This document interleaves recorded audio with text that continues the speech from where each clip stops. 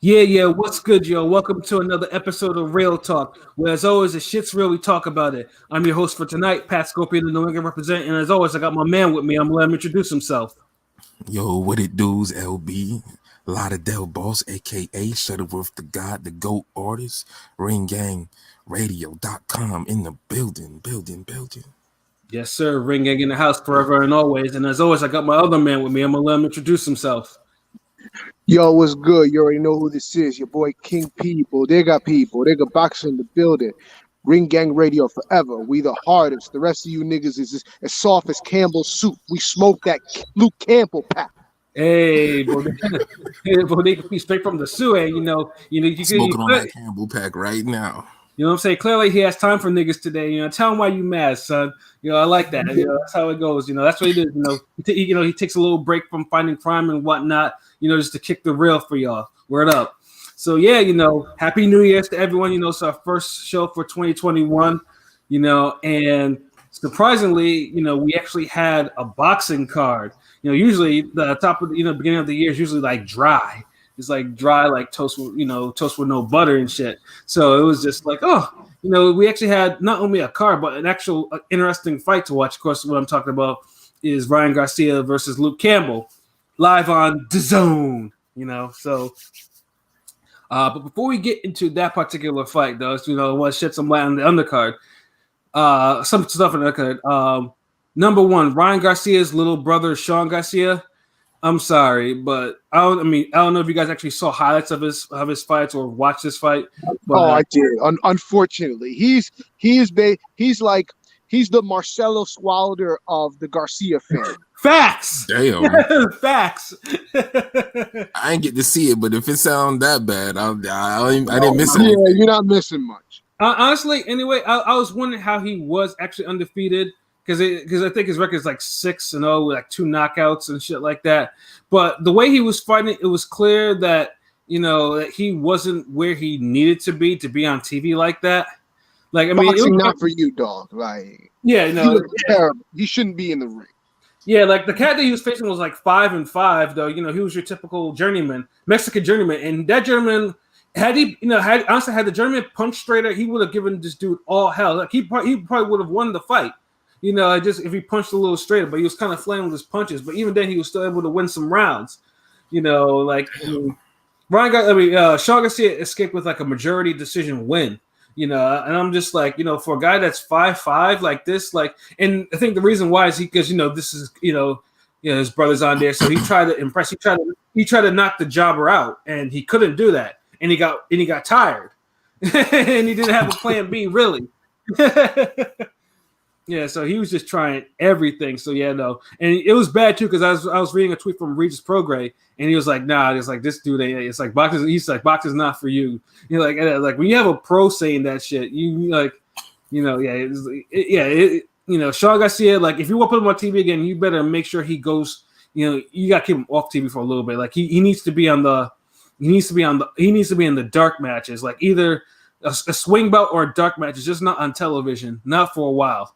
If you want this dude to improve, else like say, P said, he might get the Marcellus Wilder treatment from a jobber. You know what I'm saying? So damn. No, and we're not even bullshitting. Like he was really bad. I'll take your word for it. Shit. Yeah, and then then there was another prospect fight. Especially before the flaws his brother made. I mean, you gotta pull in my leg to convince me. Yeah, I was watching this it's like I am not impressed with this guy like whatsoever. Like this guy isn't, this guy isn't it. And then Golden Boys, had their middleweight prospect Raw Curiel, score a pretty brutal stoppage over, a last minute replacement, and that was nondescript. Then undercard got super good. And one thing I want to say before I go into those is them Alvarado brothers, Felix and Rene Alvarado, those dudes can fight. You know what I'm saying? Like Golden Boy needs to keep both of them, make sure to keep on. Them dudes had that undercard lit. The first one was Felix Alvarado. He was defending his light flyweight title, against DJ Creel, a South African who was champion at what was it? what's this? I always forget the division. Straw weight. Yeah, it's like straw weight or minimum weight. No, it's minimum weight. Minimum weight. Yeah, and then but then like what like me and LB like we preach like them little dudes to be scared like just because they like 107, 105, 108 pounds or whatever, man, doesn't mean they can't fight. They can like them Felix Alvarado and DJ Creel went to they were throwing hands, like there was some straight fakes being handed out, and Felix Alvarado for being 108 pounds though, that dude had firepower, like serious firepower, like them punches was heavy as fuck. He was walking through shots, but like too much because I felt like he got hit too much. Yeah. Face got marked up, and a lot of the punches he was getting hit with, Creel isn't a fast guy like that. No, and so like Creel was like one thing is he kept on going to the ropes, and I was like, you can't let a heavy-handed puncher like that go get you to the ropes, and then what was worse too is he was slugging it out with this dude instead of boxing like he probably needed to do. And he's slugging it out with slower hands. I'm saying, like, I didn't get it. And it's like that was a recipe for disaster. And squaring up. Like he was making all these mistakes. And I'm like, anytime he turned his body and gave an angle, he was able to turn Alvarado and outbox him. Yeah, the way that he was approaching it, the way that Creel was approaching it, you would have thought he had Mike Alvarado power. Yeah.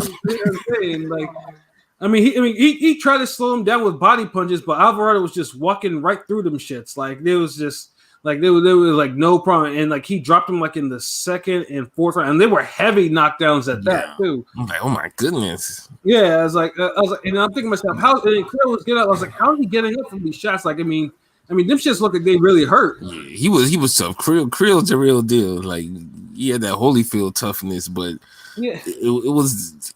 You don't need to prove that type of toughness. Look, there's no point in trying to do this whole Mickey Ward, Winky Wright defense and try to absorb everything from your opponent and giving them a complete target to whack at. The power distribution has nowhere to go, so you're absorbing it.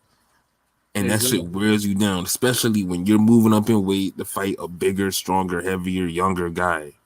Yeah, and Creel, Creel was turned it was bobbleheaded in the last couple of rounds. Like Alvarado, I was thinking to myself because I was texting LB, I was like, how many of these phases is this dude gonna take? Dude started getting bobbleheaded from these shots. I was like, man, he was low key taking a beating in them last rounds. And his corner wasn't shit. What's his name? Derek Harmon. From Roy Jones' stream was his trainer. And he was over there telling him like, "Show me some life." And I'm like, "Yo, this dude is done. Like, pull him out." That's the thing. He was telling them the right shit throughout the fight, but it got to a point where it's like it was too little, too late because he already absorbed too much punishment. Like. Right, you can't take that type of punishment, and he wasn't even giving enough back. Like he was landing clean, but he couldn't sustain it because for some reason, I guess he had his footwork wasn't good enough where he could turn fast enough. Yeah, no, and pivot. So the guy will always end up being in front of him, and he'll just get wailed on. He'll try to cover up, but. That covering up shit don't work if you're not deflecting with your elbows and turning and spinning and parrying shots. It was bad too. I mean, finally, like the ref finally had to stop because the corner kind of failed. I'm like, if Duke collapsed in the ring, like it would be on the trainer for not pulling him out, talking about show me some life. It's like no, like dude was out there like half dead. But you want him to continue punishment. But Creel though, like Creel earned my respect. I was like, Creel kept landing. That's why like they kept having hope because damn Alvarado wasn't moving his head. He was getting hit by the slowest of fucking punches. Yeah, because Alvarado's face had trademarks too. Like his face was all marked up, so it wasn't like he walked through them shits. But his face bore some punishment. So that was the thing. So it was just like, Alvarado. God, I mean, but yeah, that was. I mean, that had like the crowd like pretty much all warmed up. Like I appreciated that shit. It was just like, if Krill gave a little bit more back and at least hurt him, or at least was able to drop him too, that probably could have been a first fight of the year candidate. But it was just a really good brawl when that just got a little one-sided at the end. It was a good fight until it wasn't a good fight. Yeah. Then it got a little brutal at the end, But yeah, Krill earned my respect. I was like, that's a tough guy, to take all that punishment. And hopefully he didn't get ruined from that punishment either. Yeah, that toughness got him an ass whooping though. Yeah, it did. It really did. He said he didn't want to make $25,000 defending his title. Yeah, he moved up. He did, and sometimes that's the business of boxing. Sometimes, man. Sometimes the money is there at the higher division, but it may come at a price. Yeah, and if you moving up in weight, fighting better, bigger guys, your defense has to be on point, man, because it's life or death already. But now the odds are against you. Yeah, and I know people are gonna say, "Well, what's the difference between 105 and 108?" You don't know how much weight these fighters are cutting to make those weights. That's the problem. Like if you like Alvarado for all intents he can make 108, but he may walk around a lot heavier than that. And probably much heavier. His walk around might be a lot heavier. The difference was in the punches. Yeah, like his punches clearly is not a guy that starves him. I mean, he drops the weight, but it's clearly he probably walks around at probably like 150 or some shit like that. The way he was punching. So he was punching like he easily could spar Tank. You know what I mean? Yeah, exactly. Facts. Like, dude, they do have some serious firepower, man.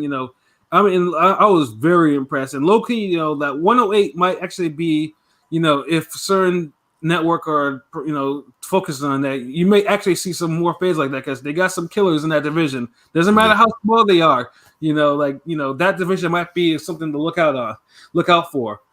And then we had the co-main. We had Rene Alvarado, who is the real WBA super featherweight champion, by the way. But I won't get to the specifics on that. And then he faced Roger Gutierrez.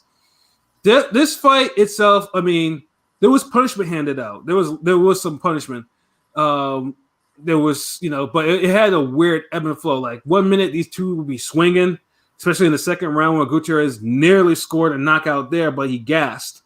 Unfortunately, it was just like one of those places that he, because number one, because me and Abby were talking about like dudes, wasn't a good finisher, and then of course he wasn't a good infighter either, and all those things like kind of gassed him out, and then after that the fight kind of took like this weird, dull ass lull.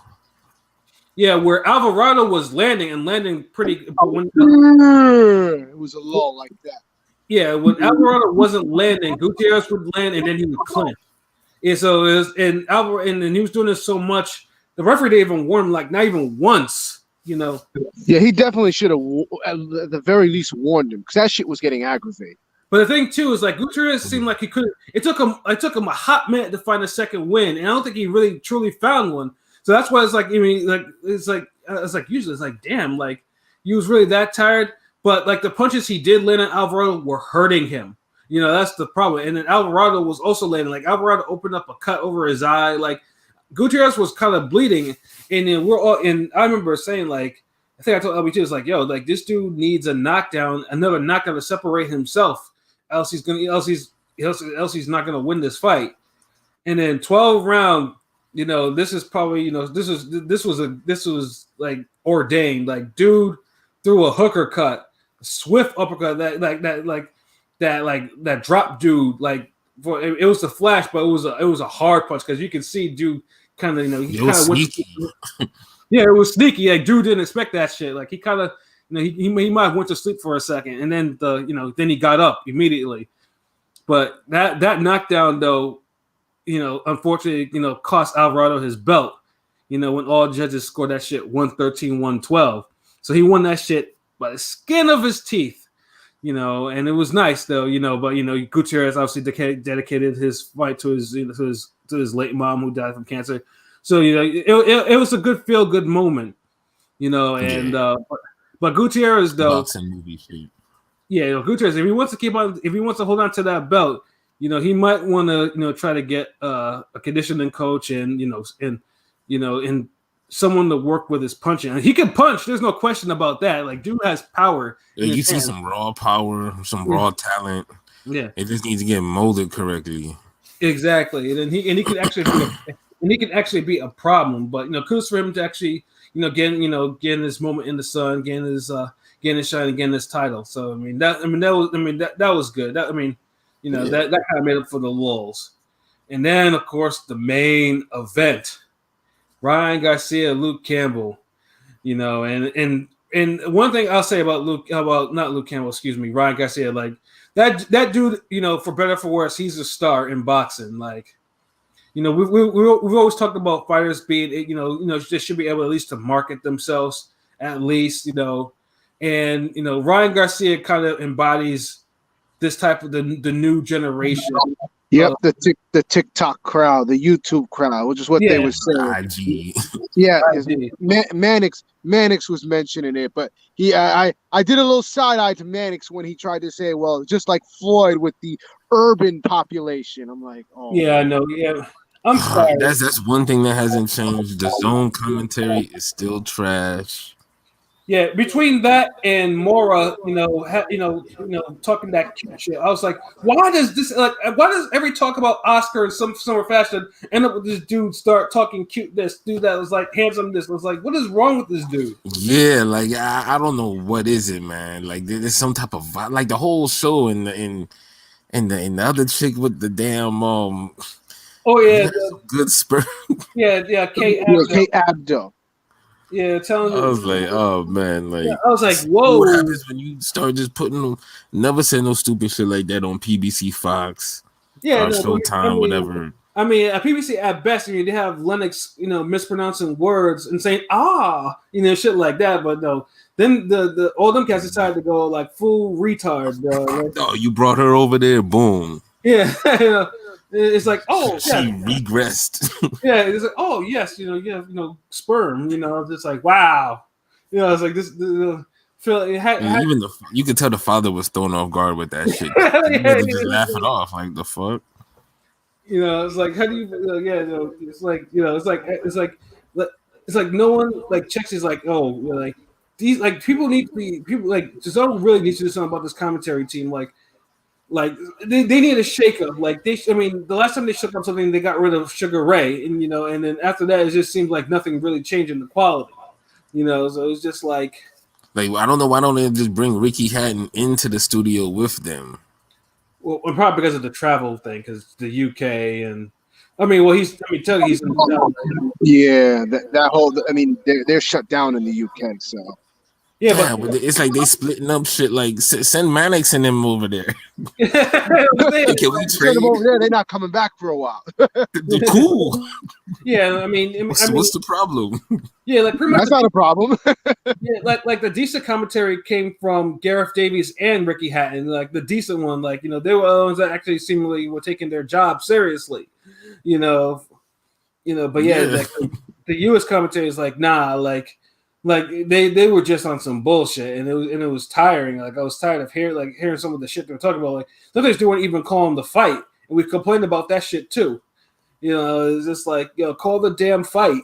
Stop with the jokes, the inside jokes, and the stupid banner. Like I don't know. The commentary needs a huge shakeup. They need there are plenty of boxers out there, I'm sure, that would love an opportunity to commentate on the fight. So the zone, find them, call them, experiment. Like HBO used to do that shit. You can do that shit too. You have the freedom. We'll throw some names out there. Let me get Kevin Kelly, Mark Touchard, who else? Gabe Rosado. Yeah, in fact, too, Gabe Rosado was actually pretty good. Like surprisingly, yeah. And I was expecting he was. Yeah, so like you guys have, you have some people that fight on your, the network or whatever. So yeah, use them. Saying like, oh, we have a comment, from Rusty Taylor. The Brits were fine, I agree. I don't know. Brian, Kenny, and Mora are fine in my opinion. Mannix doesn't work. Yeah, it is Mannix. Mannix has always been the one that just fucks it up. Like Brian Kenny is cool when he's with other people. Moore's cool when he's by himself or he's with competent people. Grisham is terrible all around. Yeah, Yeah, Grisham is Grisham awful. is terrible. Yeah. Him and Mannix, like they're the bad apples that just spoil the whole fucking bunch. Yeah, 'cause it's just like, you can have some good shit going around, but then these cops were talking about, hey, Mora, remember the time you couldn't stop this dude and that dude knocked you out? That type of bullshit. Nigga. It's just like, when you got knocked out by Jacobs, that's my ringtone. or Grisham. Oh well, this fighter reminds me of Hector Macho Camacho. No, not really. Oh, but I was watching the Macho last night. Yeah, I'm like, oh my god. Yeah, exactly. Oh no, they got the same haircut. Yeah, it's just like stupid. It's just a whole lot of like, stupid dude, shit. shut the fuck up. Like, Just call the goddamn fight, man. Stop being stupid. No one cares what you fucking watched the other night. Like, say that shit for TMZ, dude. Yeah, you know what I'm saying. Say that shit for your Twitter. Maybe some people before you will give a shit. But Rusty says Paulie's definitely the best available. Well, Paulie's kind of in timeout right now. He timed himself out. Keep his ass in timeout for a while. Yeah, because Paulie has some. And then just think, Paulie's decent. He had his shot. There's still a lot of available talent out there. Like, somebody bring back Tarver. Like, Tarver. Isn't Tarver in the Impact Zone or some shit like that? Yeah, he's on Impact Network, that place where they do like the church promotion. With what's his name, Austin Trout. He's on there now. They call fights down there now. Yeah, man. That's one thing about the 2020s, man. Like, boxing is on more platforms and channels than I don't even think I've seen an Impact production. It's straight. It's actually straight. I think I watched one. I wasn't blown away by it was straight, but it's just like it's very obscure. You have to go out of your way to find it if it's not on your cable system. Damn. Rusty said, I know Tarver needs the money. Well, we will not comment on Tarver Francis. Tarver is a friend of Ring Game. Tarver is a legend, and that's LB's. That's Florida right there. So, shout out to Tarver because he got that new gym popping up. Word. That he's promoting that he started, so that's a good look. I think we all could use the money, but Tarver was a good suggestion, but there's other boxers, put like we said, give Rosado in a bigger position. Even Jacob speaks good. Just the way you said that, nigga. Just no, I mean, I know, but because that name, I can't think of no other people, off the top of my head. I said Too Sharp and Kevin Kelly. Yeah. Because they definitely did a good job, Yeah, but other than that, but back to the fight, we saw Ryan Garcia finally step it up against Luke Campbell, and we almost, and like honestly, we damn near almost had an upset. You guys were wrong. Yeah, like I don't think about it. I remember I immediately texted LB like as soon as Campbell dropped his ass, I was like, "There we go." Y'all did. Yeah, I texted him just at the same time, like, well. Yeah, yeah. And the funny thing is, and people like to say that was a flash out. Like, no, like Campbell really dropped his ass with the most fucking telegraphic fucking left hook I've seen in a while. Like. He was aiming for the guy, selling the peanuts and beer. Yeah, I mean, it's very rare to see a southpaw left hook like that land, and especially land like that. But Garcia did go to sleep for a little bit. Hold on, I remember BJ Flores said a left hook, a hook from the backhand isn't a real punch. BJ Flores. Honestly, BJ Flores is a whole bum. I'm tired of that dude. Like So hold on. So when I see an Olympian throw it and land it and knock down one of the future superstars of the sport, I'm inclined to say it's a real punch. Yeah, honestly, BJ Flores. I mean, he's actually lucky that dude comment. He could actually make He could actually make a living commentating because fighting was not for him. Straight up. What I'm saying? Yeah, PJ So Fleck. I just wanted to, just put that out there. Yeah, If the punch lands, it works. It's a proper fucking punch. yeah, it is, and it was that, and it clearly had Garcia like it put him to sleep for a couple of seconds, like the impact hitting the ground. But to his credit, though, he got his ass back up, and was like, okay, I got dropped, and then you could hear a gasp. You're like, when that dude went But down. you seen the look on his face. Yeah. His eyes were looking so worried and shook. Like he was like, okay, this really happened. Like, what's going on? Let me, like, you could literally see him trying to put himself together. And for the life of me, Luke Campbell dropped the motherfucking ball. Yep, didn't just. The funny thing, because I know Ryan was probably thinking like, "Oh my god, fuck! These teens are gonna meme me to death on my IG and everything like that." How could I switch this to be positive and inspirational? You have to win, my child, and win I shall. Yeah. So he went into a whole anime mode, and he got the win. The end. But now we gotta talk about that knockdown. that knockdown was sick because the question too was like.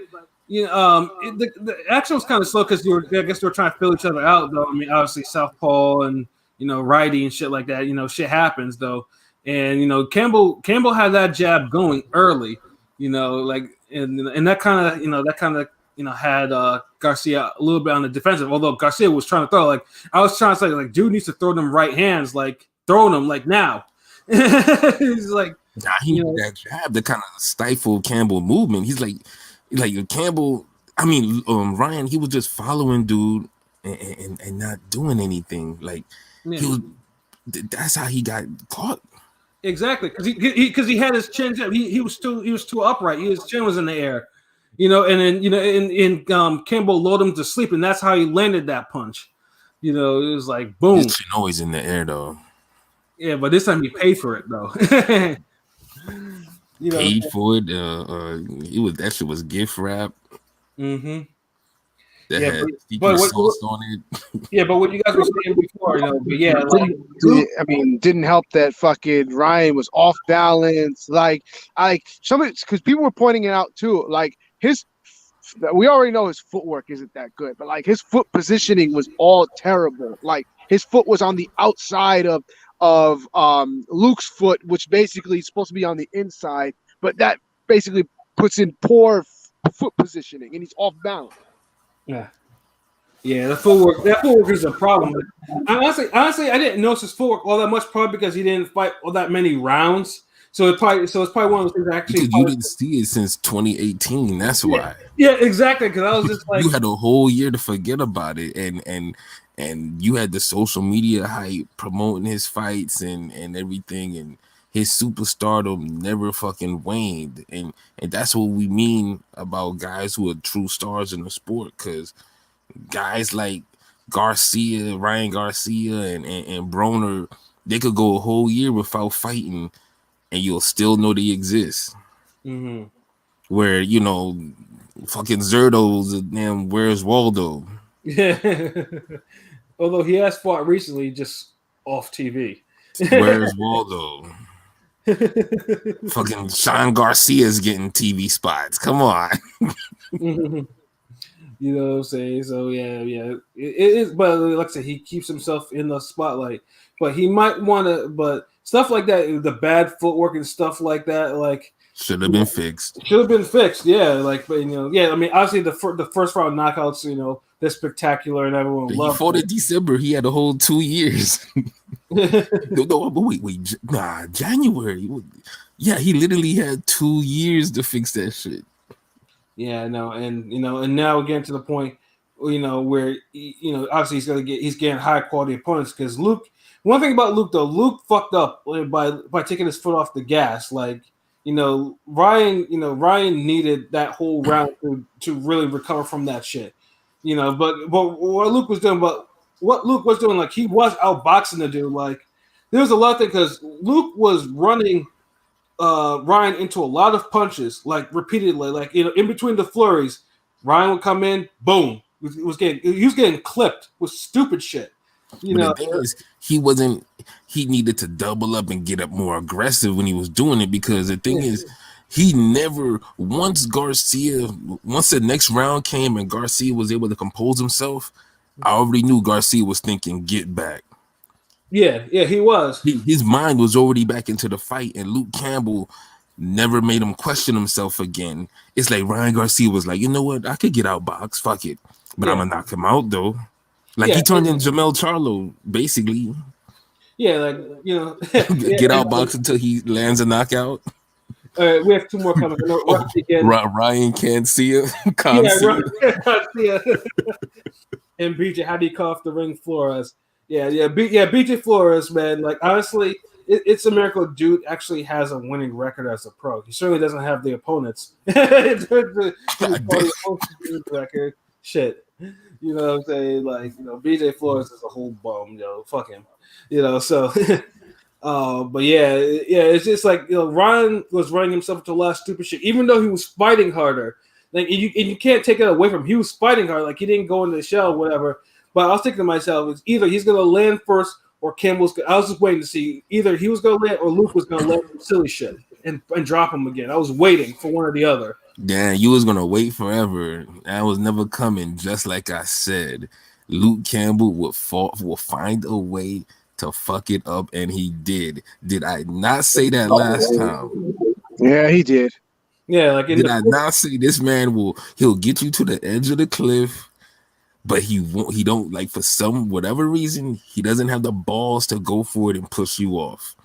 Yeah, and then Fight you tooth and nail, and then give it up. And then in the fifth round, he absorbs a hook to his temple that has him start dancing and shit near the ropes. And he was lucky the round ended because Ryan would have ended that shit right there and then. Yeah, because Ryan was already thinking get back, knockout. Like his mind was made up. So if somebody's mind is made up to knock you out, well, you can't think about outboxing them anymore. Yeah, you got to think about hurting them. And Luke Campbell his mind couldn't transition into hurting Ryan Garcia. Could not at all. You fight guys like that. Like he's questioning himself. He's like, well, I don't know. You seen the look on his face, man. Yeah, I mean, even that was the moment to go for it. Yeah, and then and like I said, he was still hitting Ryan with some stupid shit, but Ryan's mind his mental got strong in the fight. Because and he willed himself. He won that fight off of talent and damn will. Yeah. The knockout itself was very Canelo-esque too. Like dude fainted up and then dropped the hook to the liver. Like that shit was. I had to say that shit was pretty too. Yeah. Like I mean, dude. And honestly, I thought Luke was actually gonna stand. He was gonna take that shit, but dude. He stepped back and he went down in both knees, and I was just like, "Oh yeah, he's done." It was like, "Yeah, he's not getting up." And I was like, "Oh, that's a shame." Dude took a absolute fight-ending hook to the liver, man, and of course, everyone went crazy, and of course, people had jokes for Ryan Garcia's celebration because he kind of jumped into his trainer's arms and. Kind of. Oh, yo, that shit was suspect as fuck. Like, yeah, I'm saying that was over the top. Yo, Mad Boxers and funny too. Mad Boxers were saying that shit. I think Crawford said some shit. Tank said some shit. Tank definitely said some shit. Tank had a lot to say, about that. I was just like, whoa, what kind of celebration is that? Like that young boy needs to slow down. You know what I'm saying? Like just get on the turnbuckles and acknowledge the crowd and shit. Nigga, damn. You know what I'm saying? But like I said, but good for him. Like Ryan, he willed himself to win, and he got the win, and you can't take it away from him. It was clean. It was. King P fell off. Yeah, I know, son. I'm waiting for him. Oh, my bad. Yeah, but yeah, no, it was a spectacular knockout, and that's what everyone wanted to see. Because honestly, because I don't think Oscar could take Ryan Garcia, losing to Luke Campbell. The plug could have took it. Yeah, the plug could have took it. The plug would have. He would have blessed Oscar with some feel better powder. Yeah, and be like, wait, hey, this is me, GB. Hey, do you have some of that stuff? I'm starting to It makes me feel recognize better. things. I'm starting to You know that recognize stuff you gave me when Canelo became a free agent? Yeah, Some of that stuff. yeah, the stuff that I took when Schaefer took my fighters away. Yeah, I need that. I need all that. I need that pack. Yeah. But look, let's talk about how I called it by Ryan Garcia knockout in the 9th round, and it was a 7th round instead. Too bad he didn't prop. See, I was hoping that I was hoping for a Luke second win because I was like he can clip him again. I was like let's just go this late in the fight. That would have happened if Ryan Garcia would have moved away from Luke Campbell. If he would have said, you know what, let me try to survive and turn into Miguel Vasquez. Yeah, but he went to the problem and he did it calculated. I just wish he would have upped his work rate. And I felt like he could have broke down Campbell all the same behind a hard jab, and he was landing the straight right, but he was too busy looking for the hook. So the hook was just coming sporadically. But all in all, the hook never landed, but everything else it landed when it was supposed to. Yeah, except for the McRib shot. Yeah, that's what it was supposed to. The McRib shot. The McRib shot. I saw that video. Stupid silly ass video. We got a comment. Dillian White, Derek Chisora, Kell Brook, Callum Smith, Luke Campbell took out. It's been a rough couple months for British boxing. Yeah. As my comrade LB says, the British School of Boxing is under reconstruction. Yeah, yes. like pretty much so far right now they have Joshua and Joe Joyce right now. Yeah. Joe Joyce is like holding y'all up. Yeah. Like he's playing Samson right now. He's Atlas right now with y'all. Like once Anthony Yard. Yeah, Anthony Yard too, man. Joshua, you didn't mention Anthony Yard, bruh. Anthony Yard. Thank goodness y'all got Anthony Joshua and Joe Joyce. And Joe Joyce is looked at as if y'all had a British School of boxing, Joe Joyce is looked at as a fucking substitute teacher. Like he's getting upgraded. Yeah, how to win a fight with a jab and break your opponent's face. From that dude got the I Corte award for that shit. Yeah, he did, and the slowest boxer award too. But yeah, but if that wasn't the most slowest but effective performance I've seen ever. Yeah, like you can't argue with the results either. Like it was slow. Nah, you can't. It makes Dubois look bad for not learning how to slip. You know what I'm saying though? Yeah, it's just it's fucking dude. Honestly, I felt like he was getting hit with mock boxing practice jabs, shit that you supposed to just okay, I slip, I go left, go right. Like you ain't supposed to be getting caught with those all day. But hell no. Whatever the case, Luke Campbell is the most recent victim of the School of Mexico boxing. Yeah, they had a good foreign exchange student that went that opened up a class. His name is Ryan Garcia. Shout out to Keith Soprano, Tunnel Gang in the building. That was, I guess, from last week. He did say Ryan Garcia was going to shock the world. He picked him by decision, but he did say Ryan Garcia was going to shock the world. And I feel like that was the boldest statement out of the whole show because that's indeed what happened. Yeah, but he should have doubled down and just said shock the world by knockout. You're not shocking the world by a decision. Yeah, but if it would have went to the scorecards, we would have said it was a good fight. yeah, pretty much. And then, hey, hold on, wait. You got the fight wrong, man. Shut your ass up. Yeah. Half of us got it wrong. But that fight, it was interesting, and then the post-fight stuff. Obviously Garcia. Oh my goodness, that was hilarious. Like first of all, bro's interviews were cheesy. Like he do sound like a boxing version of Richard Simmons. Like, hi, who do you want me to face next? It's like fuck out of here. Just it's like, yo, stop being so extra. Because you knew he was about to have all types of videos and engagement on social media. But I was just like, yo, and then the fucked up thing though was like, who should I face? And you hear the crowd. Yeah, he sounded so zesty, like. Like honestly, if he did some shit like "Yay," I would have just like, yeah, this dude's being too extra for no fucking reason, yo. I mean, yeah, that he already sounded zesty. Yeah, he sounded zesty. Plus the fact that he was already, riding his fucking his trainer like he was like taking his horse to the Old Town Road shit. Like. Yeah, exactly. I was like, damn, like he jumped into Canelo's arms too. Like, it was like, chill out, bro. Like, yo, they passed that nigga on like a blunt, yo. Like, but he be getting run, like they be running trades on him. But he's a kid though. I mean, he's like he needs to calm down. But what was fucked up though when he was like asking that, you hear the crowd saying tank, and you see Devin Haney over there. It's like, oh yeah, I'll face Devin Haney too. And then Devin Haney was like the bag of chips you forgot to order with your sub.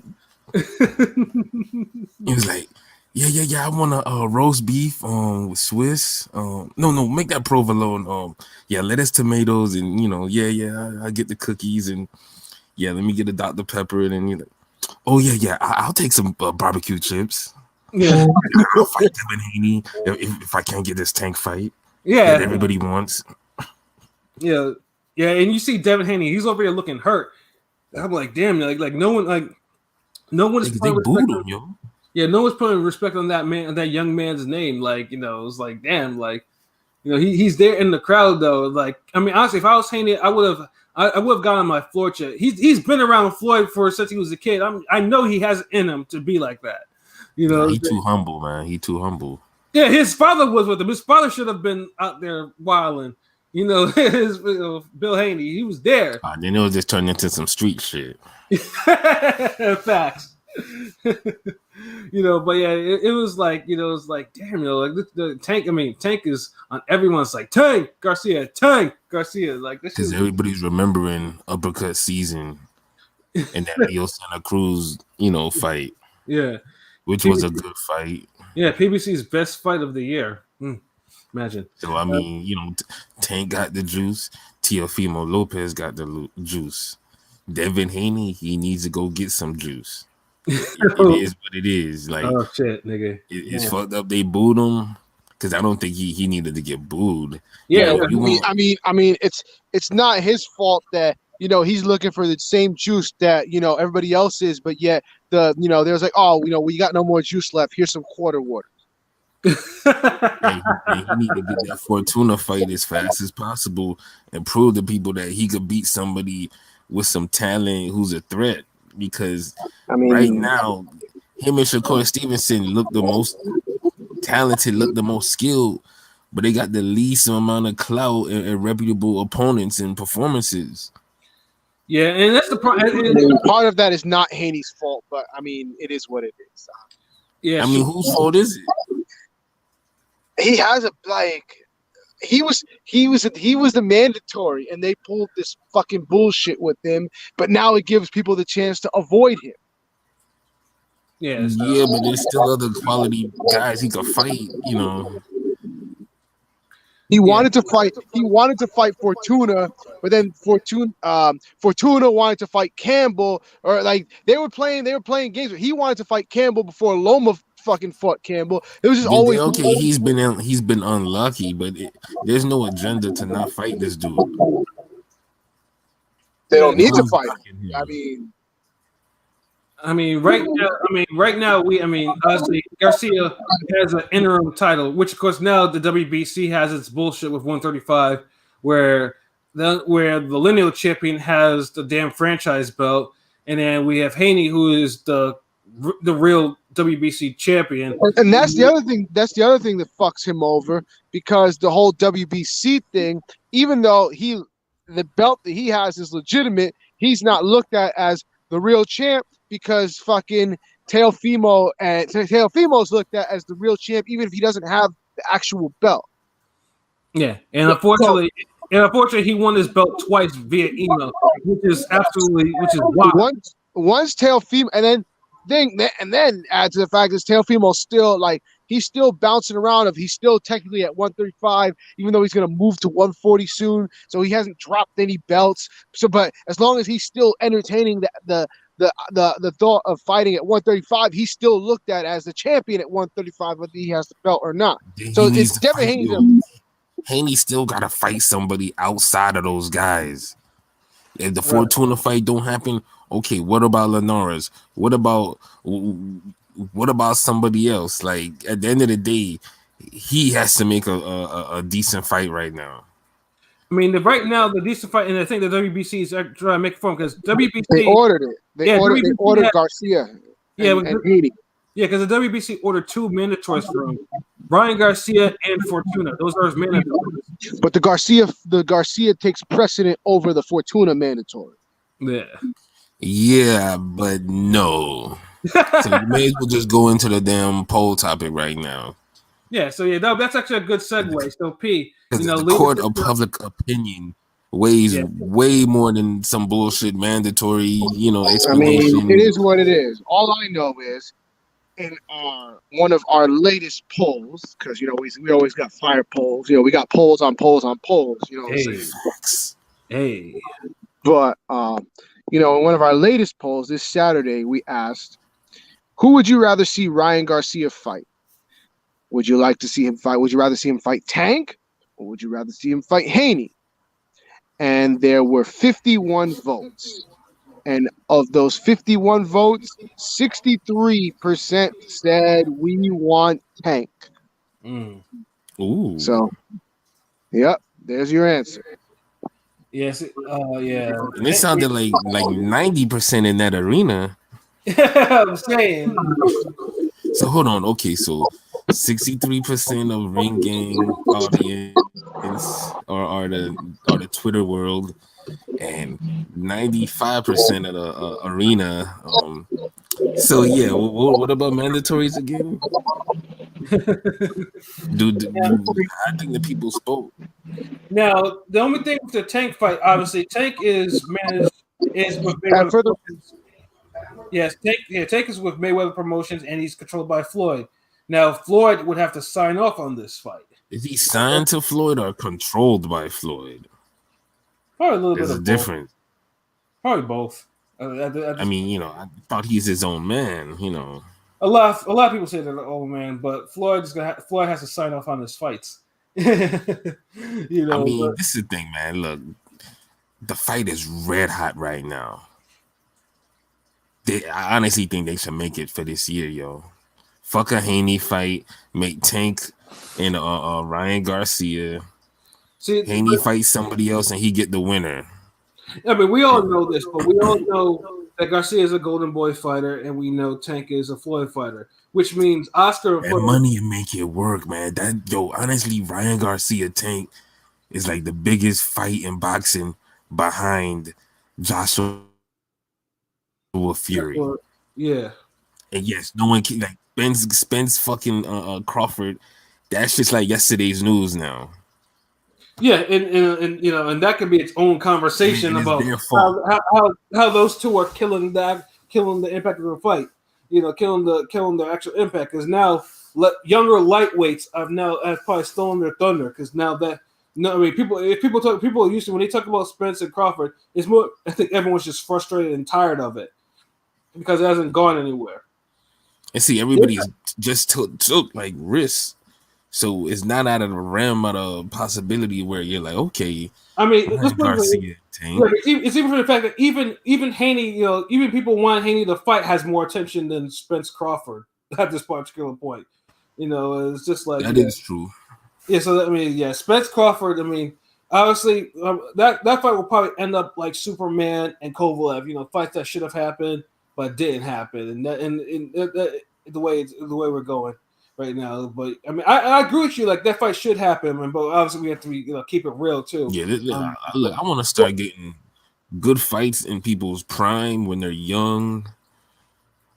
And none of this waiting for the end of the year, waiting for the end of their career to, have a great fight. Yeah, and the funny thing is too, there's also some other people that says like, "Oh no, it's just too early. Wait till they go to like 147." I'm like, why?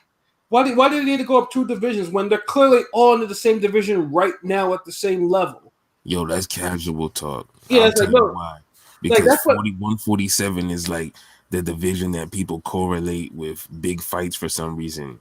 Yeah, like 147. No, nothing's happening at 147. So why fucking wait? Like, I mean, yeah, 135 is where it's at right now. 135 is a popular division. You don't need to go to a division that that doesn't even have shit together to fight. Like, why? Like, wait 3 to 5 years? Like, nah, that's bullshit. That's some pure bullshit. And Joshua again, WBC enforcing more mandatories for Haney this year than they did for Wilder during his entire reign. Facts. Facts. that's actual. That's fact. That's real talk. Super facts. Yeah, but yeah. Like I mean, we all like honestly. I ain't gonna lie, cause Wilder ducked the fuck out of Dylan White, man. Oh yeah, he did. Hard. Yeah, hard. Because Wilder knew that he'd have to worry about a punch, in his repertoire. And although he could probably ice him with 1 punch, White can do the same to him. So yeah, that's that was too much risk, and White wasn't 55 years old like Luis Ortiz. Yeah, I'm saying dude was tested. Dude had opponents on his resume. You know what I'm saying? So it's like he had nothing, and Wilder, of course, eventually, what goes around comes around, and eventually caught up to him. But yeah, Haney, like honestly, 135, like honestly, if you want to have your 4 kings, people are trying to say this is the new 4 kings. I'm like, nah, it's not the 4 kings yet, because them 4 kings, they all fought each other. They all have their victories over Hall of Fame fighters and whatnot, even among each other. So you can't call it that until they all get in the mix. And yeah, I mean, Tank is buzzing right now. Right now, Tank, I mean, we don't know what Tank's plans are. I mean, Tank right now is just like, he's chilling right now. I mean, the last thing I saw, he was getting picked up like a baby by Puffy, and he had to check him on that. This is when I was reading one of them T websites and happened to see that bullshit. Hold on, wait. You said Puff Daddy picked him up? Yeah, like, they were at some party and Puff Daddy, trying to pick him up, gave him a hug and picked him off his feet like he was like a little dude, which he is. And then Puff and Tech had to shut that shit down a little bit. It's like, nah, just dap me, bruh. Don't be doing all that. Did he acted like he was a Care Bear? But yeah, Tank has a juice right now. So is Teofimo Lopez. Teofimo Lopez has a super juice. He lets people know pretty much on a daily basis that he's that dude. Ryan Garcia, obviously, but Ryan Garcia Tank is probably the one that has out of all the permutations and whatnot you want to put. Let me see Devin Haney and Chris Colbert. But they're not in the same division though. I mean, Colbert will have. No, Colbert is 130. Man, that's close enough. Move up, get a title shot. I'll just say Tank and Chris Colbert is actually a good fight, but that's a good one too. But we want Ryan Garcia now. Yeah, so I mean, right now, so we have the WBC saying, "Oh, yeah, we want Garcia and Haney," and then we have the crowd says, "Oh, we want Tank versus Garcia," because Tank Garcia right now, because there's some tweets right now with the engagement, like Garcia and Campbell right now has gotten more engagement on social media wise than Tank and LSC did, like videos and shit like that right now, which is crazy. Actually, it's probably one of the few things the Zone actually does super right is they update the fuck out of their YouTube channel quick, so all that shit gets shared and yeah. So but Ryan Garcia, he's more popular than Tank though. So yeah, there's no question. Tank is buzzing because of the knockout, and he has his own buzz. Garcia is because Tank doesn't do the social media like that. honestly, if he did, he would probably be buzzing like Ryan Garcia. But his name stays out there enough on certain little blogs and shit, and he gets into fuckery things, so he Yeah, got that. yeah. Basically, when you're linked to both Broner and Floyd, and you get into fuckery shit, you're like, you don't need to do that extra social media shit. Social media will find him. Yeah, so it comes down to the performances, and a lot of times he stayed more active than Ryan Garcia, so his name was kind of always out there anyway because the training and all that shit. So, but Ryan Garcia, I think is naturally more popular. He got all the YouTube connections and Yeah. But Yeah, I I mean think if that was the a better YouTubers, fight, the MMA people, other yeah, he has the Canelo connection. actors, yeah. I mean, if Ryan How many Garcia learned how to speak pay-per-views? Spanish, he'd be on his way. How many pay-per-views you think that should have sold? For Tank, Tank and Ryan Garcia. I mean, it would be the first pay-per-view that I could see it breaking 1 million easy. At least What about you, King? probably 1,000,005 or some shit. I don't know about 1 million, but I would say probably 600,000 to 700,000. You crazy? That's just a mill easily. Yeah.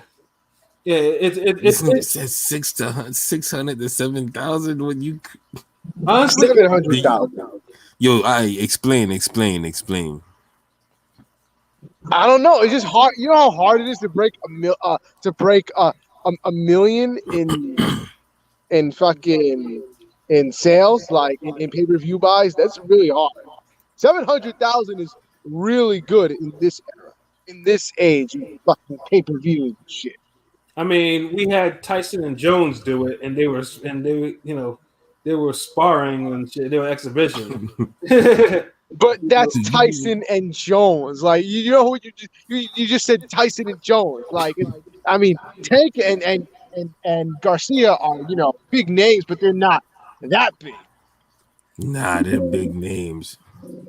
But at least though, honestly, and we would need honestly. I see 1 million because I know boxing. I know there are plenty of boxers. I mean, we've all seen the impact. Like boxing is dead. Like boxing doesn't have anyone. Like these two are where they are now, where they're both buzzing. People want to see that shit. Like people are like, if the fight gets made this year, it's doing 1 mil easily. Exactly, it will. There's no way it's gonna get any bigger unless one of them beats like a Devin Haney or Shakur Stevenson, and I don't think no one's gonna risk it taking that type of fight. That's why I feel like all those other guys need to fight better opponents to raise their stature. Right. Well, I mean, right now, at this point, right now, I think Haney is the biggest lightweight right now that's left out. I mean, Lomachenko has his fights. Teofimo Lopez has the juice. In Garcia and Tank, they got their juice. I think Haney. He's the odd man out. We don't want him to be the Mike McCullum of this era. I mean, no, hell no, we don't. But yeah, it's just more or less like he's gonna have to face someone. And like I said, there are people like he could face fucking Rolly and take his zero and embarrass the whole floor. I mean, I'm pretty sure he's been around that dude. You have your Isaac Cruz. You have your well, I would say Verdeo, but Verdeo's kind of has to be rebuilt right now. You have Linares, like you just mentioned before. Lightweight. Lightweight has fighters there. Like he doesn't lack for any fight. But yeah, but this time around, he just like we play about with Shakur is like. And Haney is capable of this. He has to put the dude away. Like Haney had a KO of the year in 2019. He's capable of putting away guys. Yeah. But I think this time, it's not just the boxing is good. But the Gamboa fight was a setback, to be honest. Yeah, like if you put away Gamboa, even though I didn't like the fight, I didn't want the fight either. I thought that's what I'm saying. The fight should have never happened. That should have just been Tank doing that. You never want to compare. You never want to have a washed fighter you got to compare with. Yeah, no, yeah, and damn, I guess I'm really not as on. I mean, I didn't like the Gamboa fight, but I didn't fucking think his stock went down from that shit. But I mean. He got booed when his name was brought up, bruh. His stock went down. I guess. I don't look at it that way, but that's just me. I'm just giving my opinion. Yeah, I mean, I mean, does he have the juice? yeah, I mean, I think most of us expected him to actually stop Gamboa because Gamboa is Yeah. long in the tooth or whatever. I'm not saying he's pillow fist. It's just I don't know what it was. No, he's definitely not pillow fist. I'm tired of people saying that shit. Yeah. Devin Haney is not pillow fisted at all. Like, But I guess maybe this is my bias coming in about how we say, especially with knockouts or getting blanked, that kind of thing. I guess that's my bias coming in because we've seen Gamboa get knocked out enough times already. We haven't seen him get outboxed like that. Even because people knock him out. The fuck? Come on. Because Gamboa is too good of a boxer to outbox. You don't outbox him. You beat him up and try to stop him. Nobody's outboxed Gamboa like Haney has. Even when Tank beat him up, he didn't. No, because they knock him out.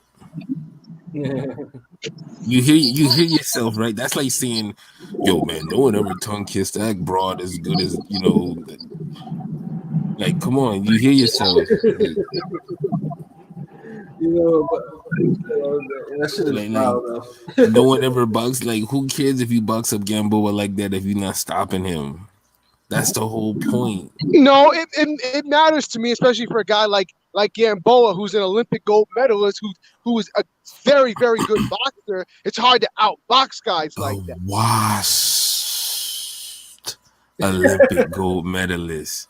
That Tank who was out of shape and looked bad, knocked down several times and stopped. Mercy stoppage, by the way. Stop nonetheless. Yes, of course. But Gamboa has a bad chin, so all those guys are going to stop him. I guarantee you, if they couldn't stop, if they couldn't stop him, they would look bad against him. Devin Haney outboxed him. Like, it's different. That's usually what happens if you don't stop old Gamboa. You look bad against him. No, Devin I'm Haney saying didn't stop old Gamboa. No, I'm saying the other guys. Like, yeah, but we're talking about Haney now. Haney didn't stop him. I'm giving another side. I'm giving a balance to the he didn't knock him out, so the sky is falling. But he just beat him in another way that we haven't seen somebody beat Gamboa. Which is cool. See, this is the thing. That is only good when you're talking about guys in their prime are still serviceable. That logic you're using doesn't work for washed fighters. So just like Billy Joe looked great against Martin Murray, it was still fucking Martin Murray in 2010. I'm sorry, 2020. Yeah, no, I mean, so it's the same thing. So you're not a Saunders fan, but that's the same type of fucking performance. Yeah, and I just wish that he didn't fight Gamboa. Are you gonna say Saunders is on the top of the world now? Like he'll beat Canelo off for that? I mean, I didn't say all that now. Okay, and then so you can't be upset with we not thinking of Haney for saying that shit either. But nobody put Billy Joe's stock down after that. It's still the same. It's still ho hum. The fuck. Yeah, because he don't have no fucking Tank or no damn Ryan Garcia in his division. That's also true. That's why. No, but he has a Canelo in his division, and Canelo who just got hot again. He has a Canelo in his division, a Plant in his division, a Benavidez in his Plant division. that no one's been caring about. Nobody cares about him. That's why everybody wants Canelo to fight him.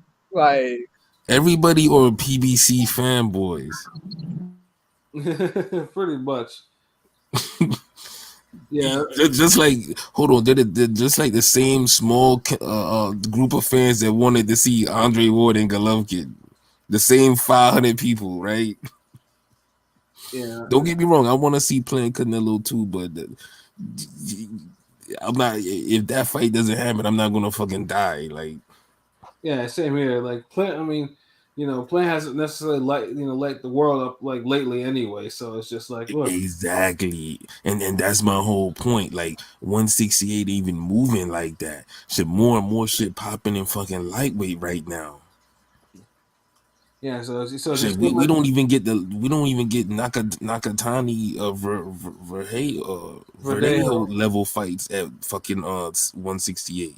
Hell, I can't. Yeah, enjoyable 168 fights is just like it's like. I mean, don't we enjoyable 168 fights? Actually, no. There haven't been really any really at that division that I Yeah, it really. was I reckon George Groves, Caleb Smith. Yeah, it's probably the last one I enjoyed. But other than that, yeah, 168 is. Yeah, it's not moving like 130. It's not moving like 135. 135 is moving, and we wanted to make sure it continues to move. So if Haney's not buzzing in a division that's moving, whose fault is it really? I still want Haney to get a fight. Yeah, I do it's too. Haney's fault that top that Bob Arum petitioned to get Lomachenko the franchise belt instead of actually fighting his mandatory in Devin Haney. This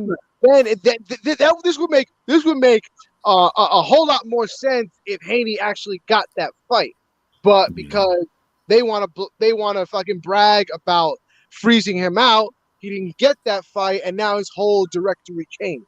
But hold on. That fight. See, this is the thing y'all forgetting. The Lomachenko Teofimo Lopez fight was always the trajectory for that was always set in motion. That was always gonna happen. That was always gonna be the big priority fight. And the way Lopez moved and he orchestrated shit and all the calling out and the performances and the opponent selection, he Okay, that's true. That's true. But how is that like mute? That's separate from Haney. I don't see how they're mutually. no. I'm gonna get to that. I mean, Okay, sorry, my bad. I cut you off. My bad. now Okay. the thing is the way that affects Haney is Haney doesn't have any type of path comparable to that. And then you got Lomachenko here, who's he's winning titles, unifying, and then he has another guy who has a bigger name than Devin Haney. And yes, Teofimo Lopez was buzzing way more than Haney during this whole time. And now we're getting talks about a potential fight with those two. This whole time, Haney is just being Haney. Then the whole shit with the belt happened, and it is what it Mind you, is. mind you, you want to talk about Teofimo? The fact is, Teofimo, whether it be his choice or Bob Arum's choice, they took him away from the WBC route so that they could avoid Haney and go the path of least resistance. Like all these stuff that's And out hold of. on, what was that least resistance? I mean, going through to get the IBF belt Yeah, to get. yeah. What was that least resistance? What do you mean? Who he fought? I Yeah. mean, Nakatani and then Kome. Two guys that are way better than anybody Haney fought. My point exactly. Yeah. You get what I'm saying? I mean, like Pat. Do you get what I'm saying, right? No matter how you cross it, Lopez always ended up doing more than Haney. Y'all trying to give Haney fight this damn clout off a technicality, but at the end of the day, everybody has always done more. Yeah, I mean, in my case, like I said, I still want Haney. Haney is a champion. Like, there shouldn't be a reason that people are refusing title shots from yeah. champion. All I'm saying is There shouldn't be, but by hook or crook, there's a whoever way you bigger, want to. more, if there's a bigger fight that he could get instead, of course. If if the tank fight don't fall through, if the tank fight don't happen, then yeah, of course, Ryan Garcia, Haney. But until that happen, if that fight don't happen next, then I don't think people should even talk shit yet. Cause then you could say, okay, it's a duck, or he ain't ready for Haney. But at least let the tank fight fall through. But in the meantime, Haney need to be damn fighting somebody worth a damn. I mean, can we all agree on that? Oh yeah, no, I definitely agree with that because I No, mean, agree. I don't want to see. I yeah, don't want to see him fighting Scraps, but yeah, because I mean, Haney is too much of a talent right now, and I said too, it's like even just after the aftermath of this Ryan Garcia Camo fight, I was like, even if he faces Haney next, I mean, I think Haney would beat him anyways because Garcia has too many uh-ohs in his boxing, for me to think that he won't get picked apart, Yeah, but that fight doesn't do a mill pay-per-view. Well, I mean, I know it would be the zone and all that shit, but it's not gonna make the impact as a Tank fight.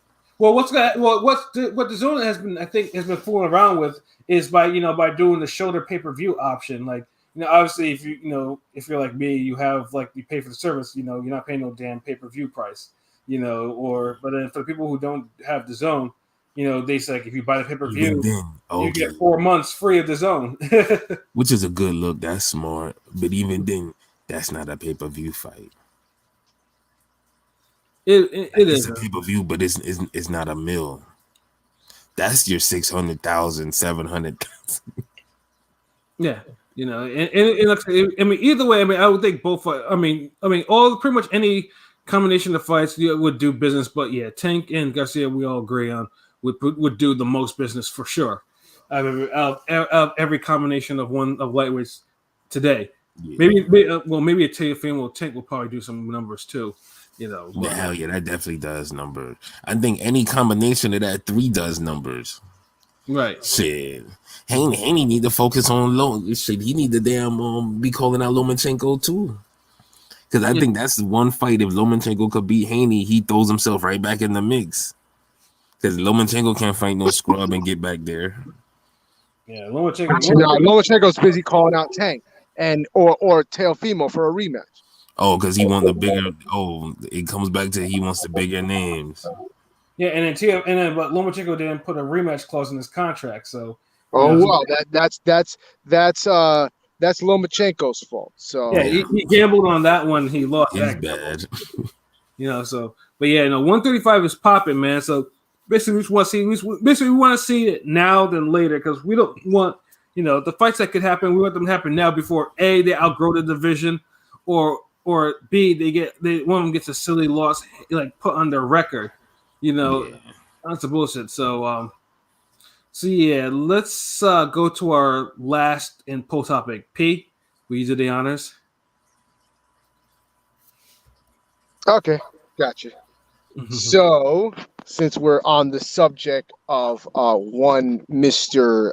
Teofimo Lopez, he has done a marvelous job propelling his stock, as we've mentioned. Yeah. And he is now undoubtedly pound for pound status. So where you want to put him, that's we can have that argument till the cows come home. But he's there.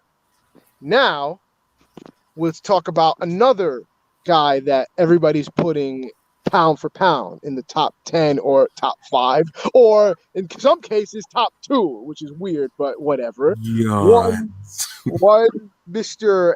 Errol Spence. So they've both built themselves up to pound for pound status in the eyes of the boxing nation. Whoever that demographic may be, that's not that I don't care, but it is what it is. But so Ring Gang had a little poll because we do the polls. We're the best at the polls. We run the poll shit. So same. But we did a poll of who would you rank higher on the pound for pound list? Errol Spence or Teofimo Lopez? And our poll, the results were 264 votes. Yes. Wow. And of those 264 votes, razor close, because I saw them go up and down, back and forth. It was a photo finish, but 53% said Errol Spence. Wow. Either 53% of y'all is like biased as fuck, Y'all truly don't understand boxing. But just to break that down even further, just so that we put an actual number on it. So everybody who wants to put an actual number on it, 53% of 264 votes is 140. So 140 of y'all. Yeah. 140 to 124. That's razor sharp. That's a 115, 113 type decision. Yeah, that's a Jermaine Taylor fight. Yeah, honestly, and I know too is like, I don't know either. I mean, I don't understand why Spence is. I mean, Spence is pound for pound stats. I'm not going to disagree with that, but yeah, but honestly, he just if we would be evaluating Spence's career objectively, he just truthfully became pound for pound status like last year. Yeah. Like I'm talking about after the Swift win. Wait, and people had him on that shit before then. I mean, to me, he became pound for pound status when he unified the quarter. Like I said, the Swift win didn't do nothing for me. Nah, but see, that ain't even good enough because then how come he doesn't even? Where was Thurman at on them lists? I was just gonna say he beat Thurman's leftovers, and nobody ever put Thurman in the top 10 pound for pound. I did. Just decide to play the man, save the game. He doesn't even necessarily do better, and it's like everybody remembers him. But the thing I have with Errol Spence is how high people are putting him up the scale. Like people are like putting him fucking behind. That's big hell no. That's the sad part because he don't deserve to be on there like that. Like he just really like, oh my god, like he literally should be like number 8 right now. Well, I mean that's not how the people see it. Jamel Charlo should be higher than Spence. I said 2 years. Like I mean, as much as he has 2, he's not the only 2-belt champion. Because we did. In fact, I might as well just bring this one up because we also did a poll of where do you currently have Errol Spence ranked on the pound for pound list? Top 5, top 10, top 15. We got 139 votes, and 63% of them said top 5. Honestly, I mean, I have my. I guess I could figure out why. I mean, number 1, 2.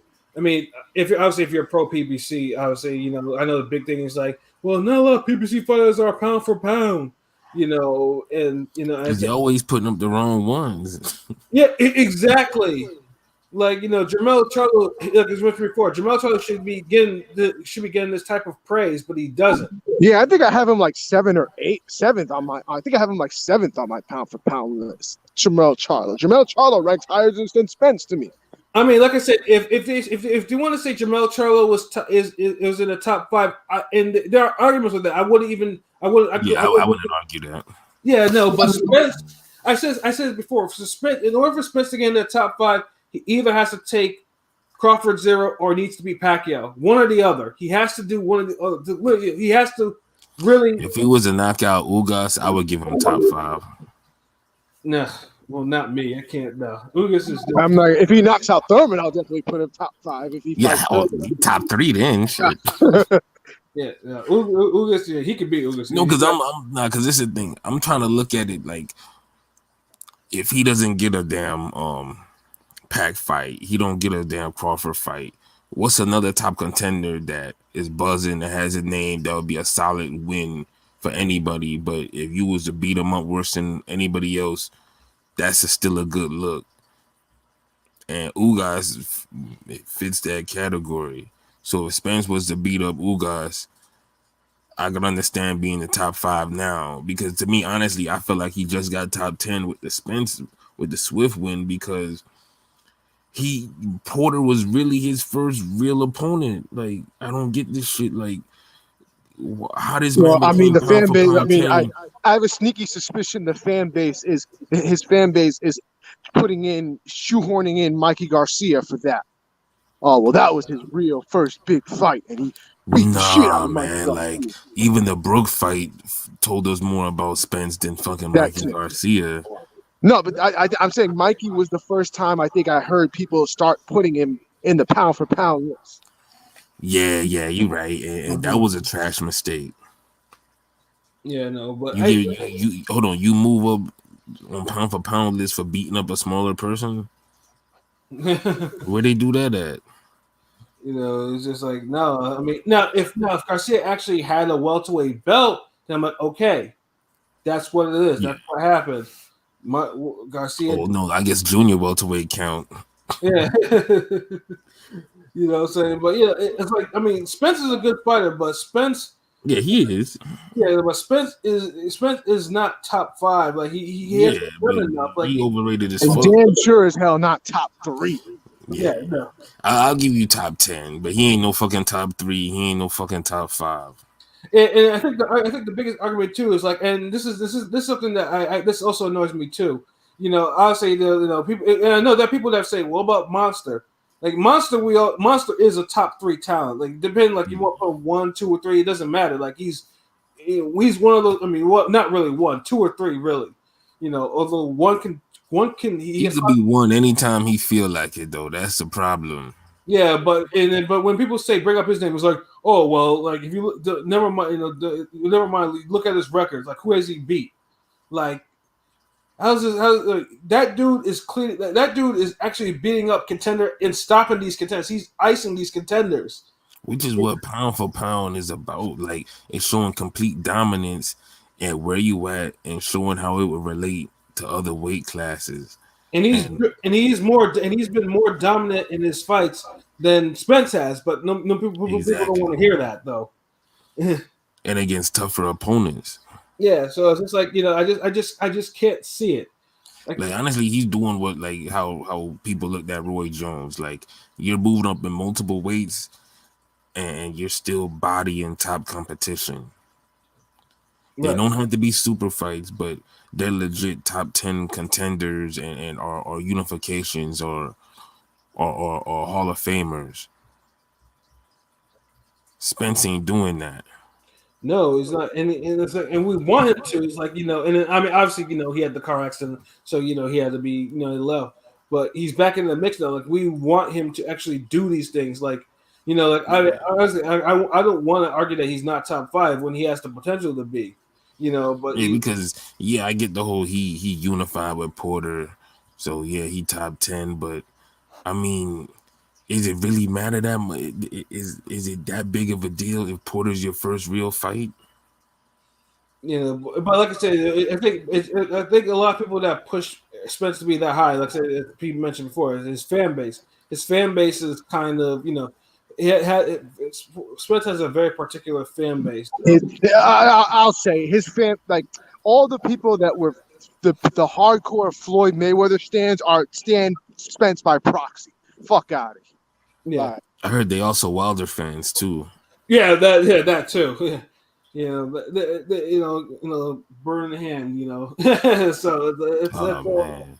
Like, but he definitely like Teofimo Lopez is like pound for pound number 3 he to beat me Lomachenko. Right His win over Lomachenko is better than any of Spence's wins. Like, and Lomachenko was arguably number 1 pound for pound. He was top 3. I honestly feel like the Comey win is better than anything either, because the Comey win would be comparable if Spence would have knocked out Porter, like how all his fans said he was. Mm-hmm. So I have to say the Comey win is better than the Porter win, because he knocked him out. He didn't win a split decision. Beat his ass better than Easter and Shavakov. Like, yeah. I mean, and Comey was like the Porter of that damn division, like giving everybody hell. Yeah, so it's just, I mean, Teofimo. I mean, obviously Teofimo right now, like he has a big victory right now, but Teofimo also literally legit. I mean, never mind the 3 belts. Teofimo legitimately rules his division. Spence does not rule welterweight as much as his fans like to think he does. He doesn't rule welterweight because you can't rule welterweight when you have a 42-year-old Manny Pacquiao who's a whole champion in Yeah. And 2021. then you got that other guy on the other side of the street. Then you got Crawford, who's Oh, that's his name. Stupid kid. You're so stupid. I can't say you with this bullshit. But you have Terrence Crawford and you have Manny Pacquiao. Like, dude, like if you're not seen in the light of Teofimo or even a Charlo in your division, like when you hear those two names, like them niggas run their divisions. You're like, no one. He doesn't run welterweight, not yet, and he needs like even Josh Taylor can't even say he runs junior welterweight yet until the Ramirez fight. Yeah, and if he does, like he runs it, but and I would still put him number one at 140. So, but he doesn't run it. But he's yeah, yeah, and he's very close. And if he does it, he'll definitely rank higher than Errol Spence. There ain't no top. Dude, like Josh Taylor is like top 10 now. I already have him top 10 now. I think I have him like 6th or 7th. Yo, he beat Ramirez. He top 5. Yeah, easy. Easy because his competition has been has been pretty. Honestly, I might have to have him leapfrog T.O. I don't even like Josh Taylor. I want to see him beat. But, I'm a Josh Taylor fan. Yeah. I like his skills. I just think he's a fucking wanker. But it is. He's a Dosser. Dossers. But between that though, but dude, yeah.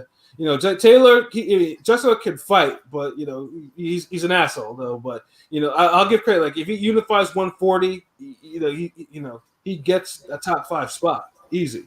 Yeah.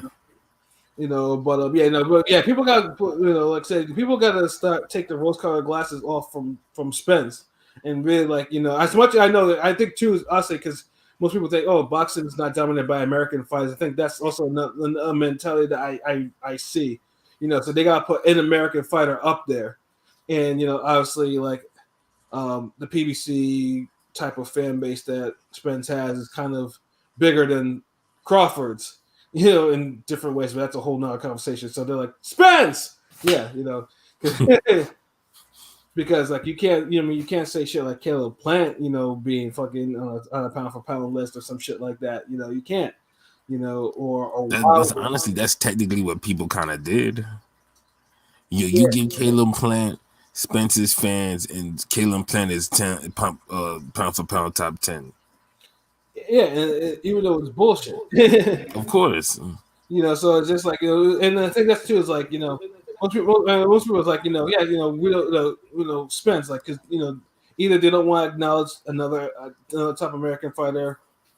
Or they recognize the wrong American top fighter that should be higher. Matter of fact, Spence fans need to help out Devin Haney and get his name buzzing so he could get a bigger fight. I'm saying, but of course, how about y'all do that? But of course, that would require that would have to require a change of promoters because an American fighter that signs to Eddie, that's considered like to certain circles that's it's treason. If you're not signed, if you're not signed to Al, you're an enemy. So and then obviously and that's where I have to say, you gotta make it make sense. You're either gonna you gotta do it all the way, or or not do it all the way. You just can't half step on who you support. Among black fighters. But that's a whole nother conversation. But Teofimo Lopez needs to have respect put on his name because he gambled. Like he didn't wait. Like he won a belt and then he unified in his next fight. Like there was no bullshit. No, he called out somebody, said it was garbage and overrated, and he had beat him. Said footwork ain't shit. He proved it. Yeah, exactly, and he did. So yeah, you got to throw respect on Teofimo's name. Like if you want to have, but Teofimo should be above Spence right now. Until either he loses it or he gives up the damn belts or whatever, but or somebody else does something else better. Exactly. Like I said, if Josh Taylor beats Ramirez and it's clean, if somebody put him above Lopez, I wouldn't complain. Exactly, because it's the totality of everything. You gotta look at the pro grade, the burn check, the postal. Mm-hmm. All those wins are bigger than anything Lopez has done. Absolutely. Oh, So, so yeah, you definitely yeah, people gotta like like I said, you got shit, they you can got fight it out soon. Shit, yeah, exactly. that's the Yeah, best way. That's a fight of the year right there. yeah. Unfortunately, see, that's the thing too. Is like Taylor. I mean, Lopez wants to go to 140. Taylor wants to go to 147 because Taylor's a big dude for 140, and Lopez. Oh yeah, because that's a possible Crawford fight. Yeah, yeah. Damn. Taylor. Because I'm pretty sure Taylor is not going to stay long. If Taylor unifies the belts like he wants, he's not going to stay long at that weight. And now, and when that happens, Teofimo will probably allow Teofimo Lopez to actually go up in weight, and try to get one Yeah, of but I'd rather see them. I'd rather just see all these dope undisputed fights back to back. Like them. perfect world, we get Ramirez Taylor early, and then we get Teofimo Lopez Taylor. Hmm. The winner of that get Crawford. Yep, absolutely, yeah, and yeah, because like I said, these divisions have to move, and they have to move right, So Back in the day, something like that was possible. You would see a guy like De La Hoya take all those types of fights in a row, hmm or you would see the sport move like that. Now, the shit I just named sound like something like Mission Impossible. Like, Yeah, nah. it sounds like. I mean, wait a minute. It's like, oh, you're just talking fairy tales. Like, yeah, boxing isn't more. Boxing's too much of a business. But it do feel realistic if everything happened timely. Yeah, it can happen, but like I said, like I said, that we have to just rely on the boxing gods to hopefully bless us with such a fight plan that goes out like that. Yeah. You know, but yeah, Spence shouldn't be as high. Teofimo should be higher than him right now. It's like, and Spence is definitely not no top three pound for pound. If you think that, you're casual. You don't watch enough boxing. Like, I'm not even gonna mince words and say you don't know shit. You just don't know. You don't watch Yeah. enough boxing. Standing a little too hard. Yeah, You know, you're still a he little top 10 way. though. I give you that. He top 10. Yeah, I wouldn't argue against top 10. yeah. I won't argue either. Top five, no. Because even though I might argue when he arrived at top 10, we're talking about like right now, time being, if he top 10, no problem. Mm-hmm. And we would have had this question, Put it, after the Mikey Garcia fight, I'd have been like, hell no. putting putting Spence top five is like the equivalent of the boxing equivalent of putting Jadakiss top five. Ooh. And there are Yeah, people. honestly, Jadakiss got a bigger claim to top five than them Spence. Yeah, As Yeah, I somebody don't who's always know. dropped clean, nice, dope 16s his whole career, he no, could say that. no. He got it So right. you mean to tell me Spence got a bigger claim at top five than Jadakiss? No, I mean, it's both ridiculous to me. To put they're both absurd. ridiculous. It's not one is better than the other. Nah. You gotta pick. Nah, no, we don't. Not with this. That's why I agree with what Pete just said with that comparison. But in this particular case, it sounds both ridiculous if you say it, but it makes sense. But there's no way, in no world that you Man, think it's still damn top five. all I know is Jadakiss got a classic. What classic? Classic songs, maybe. Yes. Yeah. I don't know that We Are the Streets is classic. Oh God, Lord help me. That's not No, that's an album. That's a Locks album, not a Jadakiss album. Just he saying. a part of it. Just like you got a classic. Nigga. Oh, bro, now you're going off the rails now. this nigga is smoking right now. This nigga with the fuck. Oh shit, yo, help me. Classic. You're so silly sometimes, bro. Oh my god. But yeah, no. But yeah, no. The Spence man, like Spence fans, like if you want him to be top five, then you gotta encourage. You gotta put the pressure. You gotta encourage him to fight top competition. Like if Spence goes there and he's facing his IBF mandatory who just got signed to Samson Boxing, you gotta say that this dude is top 5. Like it's like you gotta put things in perspective. And if Teofimo I think has an IBF mandatory coming up too. So they got their mandatory. So it's just like yawn. Yes, yawn indeed though. But it's just like proper perspective. Like you gotta want Spence to accomplish more. And then on top of that, though, you also need to, make it make sense, because Charlo has definitely accomplished more than he has right now, and then, and you guys need, not stop the standing a little bit on him. Well, I mean, we'll see when we update the pound for pound rankings on ringgangradio.com, which we should be doing by next week, start the year off. Yes, sir. And we'll discuss it on a future podcast. Yep. And then everybody could get their list critiqued. Oh yeah, that's definitely gonna happen. Hold them to the fire on live. Real talk. Oh man, so I know everybody gonna have smoke for mine. Yeah. So is it gonna be 3 of us? I mean, are we having PJ fill out one too? Oh, so he could put Tyson Fury top 5. Well, technically at this point, yeah, that's I mean, if you one of those guys who put heavyweights on pound for pound list.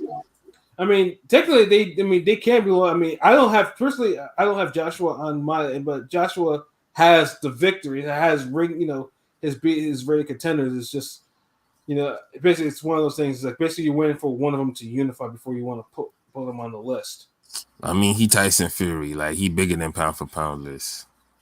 Honestly, same thing with Anthony Joshua, like they heavyweights. They, you fighting for the, biggest nigga in the planet. Category. Yeah, I try not to put heavyweights on top 10 pound for pounds for the obvious reasons. I mean, I do it if they deserve it. Like, I mean, the last heavyweight I ever if did. If you moved up to heavyweight, like the last. Yeah, like the last heavyweight I did that for was Vlad, but Vlad had his belt for 10 years. You can't not put him on there. And Unify had 3 belts on him. Like you could not put him in that. I mean, I can see that that's a special occasion, but these guys move too slow for that. I mean, but that's an exception. Like putting Vlad on pound for pound list is like, it's basically like the pound for pound version of how LB gives smoke to all the Cubans except for one. That's real talk. But shout out to Casamayor. Except for Casamayor, everybody, fuck all these Cubans. Yeah, I don't hate Cubans. I like Casamayor. I mean, Casamayor was underrated. Like he didn't get his respect. Yeah, but yeah, I mean, Vlad was special. He should have won that Castillo fight. Like he was robbed in that Castillo fight. Fuck it, he won that shit. Yeah. Castillo. He was robbed in that fucking Freitas fight. Marquez. He definitely beat Freitas. Like no question. Yeah. Casemiro was kind of like he was kind of up and down at times. I mean, obviously, I always say I up and down was that right jab to the body, left over to the top. And I remember I used to hate it. And then but then also too, he had that he had the arguable loss against Kid Diamond. I remember that shit. Like we don't talk about that. Yeah, that was that. I mean, dude, and then we don't talk about the damn Santa Cruz fight either. Yeah, honestly, I mean, he was probably high in those fights. I mean, that's something where you can probably explain why those fights are not like the others. I mean, he was old then. I mean, yeah, and then of course the Guerrero fight. He was, he still knocked down Guerrero though, but yeah, Guerrero, man, anybody could like Guerrero. Like if you just throw punches, you'll land eventually on Guerrero. Yeah, but putting him down though is different. Yeah. But Casemiro was something special. Matter of fact, probably at some point we'll probably have to do a podcast on that dude, because I mean he's because he could be like our first first fighters that we need to talk about, that need some spotlight. Case study. Yeah, and he's a perfect candidate for that. Excuse me. But yeah. We kind of sidetracked, but that's all good because But yeah, the pound for pound list is coming up. Bunch of other flash shit coming up. Yep, definitely. So, I think we've come to the end of our show for tonight. It was a good show. It was a great show as usual. LB, man, do you have any final thoughts? Oh man, and y'all just y'all keep rocking with us. Shout outs to the fans on Podomatic.com. Worldwide, we seen them downloads increase. Y'all just keep at it. So shout outs to all the countries that be downloading and fucking with us. South Africa, France, Spain, Japan, Russia, China, all of y'all. So Canada. We still working on the cartoon that's coming along. Shout outs to Prolific Genius, DZ, Ring Gang, Rome. Shout outs to Big Rome, he was working on that album last night, so got that shit popping, PJ Fight Architect, Planarchy, still making those beats, a UK super producer, shout outs. Yes, sir. Sample Genius album coming soon, and right now we got the Training Tuesdays where we propose a question, and we try to answer it in a training fashion in a minute clip. So we trying to focus on pivots and distancing, and just basic shit. We having fun with it. Be a little knowledgeable for the novices out there. Anybody trying to get the basics and shit. So shit like that. Word. Oh yeah, that's pretty much it for my end. Ring Gang Radio, the future. Make sure you check us out. Yes, sir. AOP, man, what are your final thoughts there, bro? I mean, you already know what the fuck it is, nigga. Ring Gang Radio all day. Like, Okay. Stop sleeping on this. Like, I told y'all to stop sleeping on us, but now I'm telling y'all to stop sleeping on it. Okay. Like, Who you talking to, the fans or BJ Flores? I mean, if BJ Flores wants to listen, he can get this work too. So, verbal work, not physical. I don't want him to decision me to death. Yeah, I don't want him to run up on me like, you, sir, fisticuffs. I will split decision you now. I'm good on that. I don't need a. I might yawn while he's boxing me up. Yeah. I could deal without a split decision, like. But like no one wants to have a fight where they could like almost lose but still win. Like, is that like the worst type of fight? Basically. Basically. It's like, because if two people watch it, one guy is like, yeah, I thought you lost that. Then the other guy's like, nah, you got that at the end. And yo, I legit had to fight somebody twice in my neighborhood for some shit like that. Yo, have an odd number of people ever see your fights. If you fighting in the streets, make sure an odd number of people see you. If you got two fucking people and somebody say, nah, you won, and the other person like, nah, you lost. Yeah. It goes on your record as a fucking draw. And you gotta run it back. Take it from me, real shit.